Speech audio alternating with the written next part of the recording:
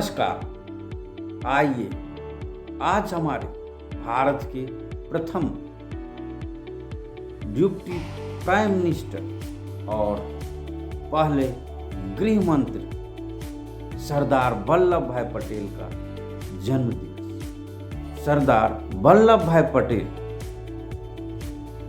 का जन्म आज ही के दिन यानी 31 अक्टूबर 1875 को हुआ था। इन्हें लौह पुरुष के नाम से जाना जाता है क्योंकि जो आज आधुनिक भारत है, आधुनिक भारत के उन्हें निर्माता कहे जाते हैं, क्योंकि उन्होंने 562 रियासतों को एक धागे में पिरोया। तो इसीलिए उन्हें हम लौह पुरुष के नाम से जानते हैं। आइए हम जानते हैं कि उनसे क्या क्या हमें कुछ जीवन में सीख मिलती है। लौह पुरुष, सबसे पहले जो हमें सीख मिलती है, सबको एक साथ में लेकर चलना। इसके लिए उन्होंने बड़ा दिल रखा, सबको सुना और सबको एक साथ में लेकर चला। यह कोई साधारण बात नहीं थी। यहाँ पर हमारे जो आधुनिक भारत है, उस समय ये 562 छोटे छोटे से रियासतों में बटे हुए थे। उन्होंने सबको एक धागे में पिरोने के लिए सबकी बातों को सुने और सबको जो है समझाए और समझा करके अपने साथ उनको लेकर चले, जिसमें कि 4 प्रांत में वो मिलाने में काफ़ी उनको मशक्क़त भी करनी पड़ी, जिसमें कि हैदराबाद, जूनागढ़, कश्मीर और भोपाल।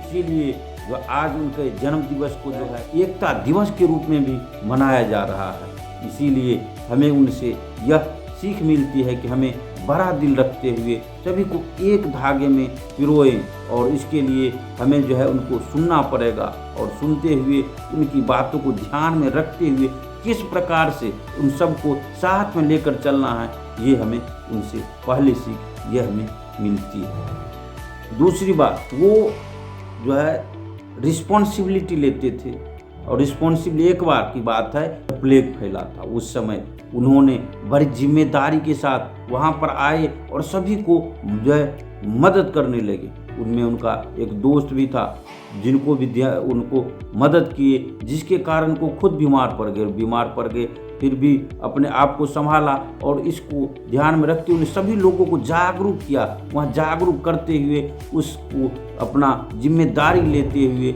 उसको जो है उसमें अपनी अहम भूमिका निभाई, और अहम भूमिका निभाकर जो है उन्होंने इस काम को बड़ी ही जो है बुद्धिपूर्वक जो है उसको अपनी जिम्मेदारी के साथ निभाते हुए उस काम को पूरा किया। तीसरी बात ये आती है जो बड़ों को रिस्पेक्ट करना। बड़ों को रिस्पेक्ट करना, एक बार जब वर्किंग कमेटी, जब भारत देश आज़ाद हो रहे थे, उस समय उनकी जो कांग्रेस की वर्किंग कमेटी की जो मीटिंग चल रही थी, उसमें जो है देश का प्रधानमंत्री कौन हो, इस पर विचार विमर्श चल रहा था। उस समय अधिकतम जो लोग थे वो सरदार वल्लभ भाई पटेल जी के समर्थक थे, परंतु जो है नेहरू जी भी नहीं चाहते थे और कि हमारे पटेल साहब जी जो है प्राइम मिनिस्टर बने, और नेहरू जी तो नंबर 2 पे काम करने को तैयार ही नहीं हो रहे थे। तो हमारे बापू जी को पटेल जी काफ़ी जो है श्रेष्ठ मानकर उनकी सब बातों को माना करते थे।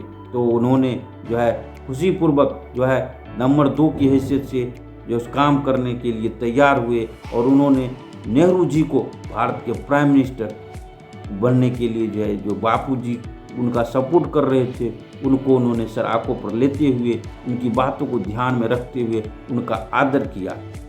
कर्तव्य निष्ठा का पालन। 11 जनवरी 1909 की बात है। उस समय ये एक केस लड़ने के लिए जो है कोर्ट में गए।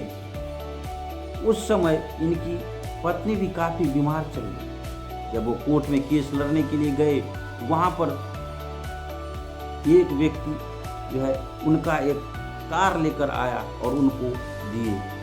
उस तार में लिखा था कि उनकी पत्नी की मृत्यु हो चुकी, परंतु उन्होंने उस तार को जो है अपने जेब में रखा और अपने मुवक्किल का केस लड़ने के लिए वहाँ कोर्ट में जो है पूरी ईमानदारी के साथ वहाँ खड़े होकर वो उनका केस लड़ा। और केस लड़ने के बाद तो फिर वो वहाँ से अपनी पत्नी के पास पहुँची। साथ ही उन्होंने हमें कुछ महत्वपूर्ण 3 सीख दी। वो 3 सीखें क्या है, आइए हम चलते हैं और जानते हैं। पहला, कठिन समय में कायर या बहाना ढूंढता है, जबकि बहादुर रास्ता ढूंढता है। दूसरी, बोलने में हमेशा मर्यादा रखनी चाहिए, मर्यादा रखकर ही बोलनी चाहिए, क्योंकि गाली देना कायरों का काम है। तीसरी बात, दुश्मन का लोहा कितना भी गर्म क्यों न हो, परंतु हथौड़े को ठंडा होकर ही काम करना होता है। इस प्रकार हमें उनकी बातों को जीवन में उतार कर जो है अपना कर हमें अपने जीवन को जो है अच्छे पथ पर ले जाने में उनकी द्वारा बताए गए रास्तों पर अगर हम लोग चलें, हम लोगों का जीवन सहज हो सकता है। आप सभी लोगों को मेरे साथ बने रहने के लिए आप सभी लोगों को बहुत बहुत धन्यवाद।